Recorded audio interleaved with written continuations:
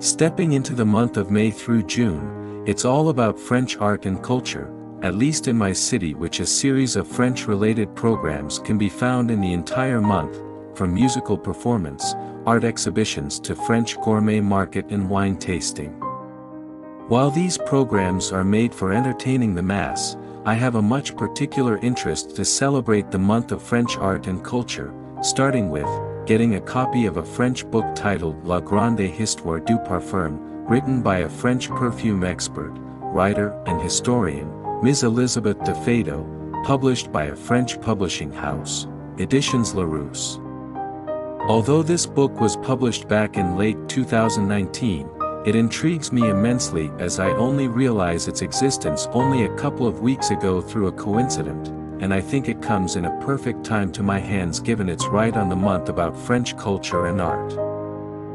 The French author herself has been a fragrance expert for more than a decade, having been worked at Chanel and Bourjois, as well as being a professor at ISIPCA, a reputed French perfume institution for perfume experts and professionals. She has also appeared in numerous national TV in France to share her expertise about history of perfume, the know-how about French perfume, and her experience about perfume making.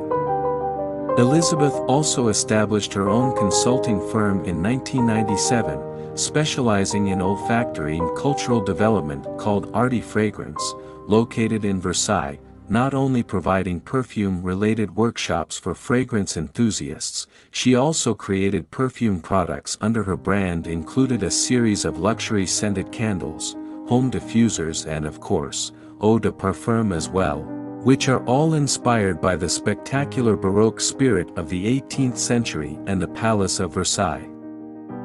A relatively easy reading copy, this book takes us back to the origin of perfume from ancient Egypt to medieval times, and show us how it influenced the East and the West.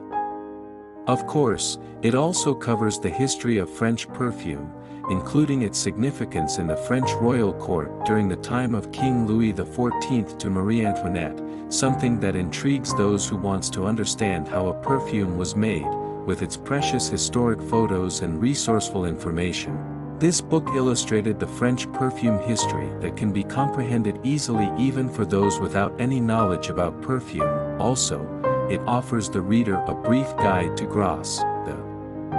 capital of perfume in the world, then leads us to experience the glamour and fashionable facts about the inseparable relationship in between high fashion and fragrance, who is who behind some of those esteemed perfume and fashion houses, what are their signature perfume creation and so on. There's a couple of chapters in this book that I find it very interesting, that included the history of the first men's perfume, and how did perfume associates with seduction. I am not going to reveal the answer here as I think it will be more interesting if you can find out more by reading this book yourself, but for sure it's one of the sumptuous and resourceful copy of perfume book that I have come across recently, especially for those who are keen on learning a bit more about fragrance. Given one has relatively basic or no knowledge about perfume, although it's only in French, it is a nice copy to have. To enjoy your French savoir-faire experience to the fullest, why not grab a couple bottles of your beloved French perfume, listening to the music Le Parfum by composer Philippe Lamet, and do some perfume sniff session your own while reading this book and sipping a glass of champagne. It might be the best enjoyment and celebration in the French cultural month, don't you think?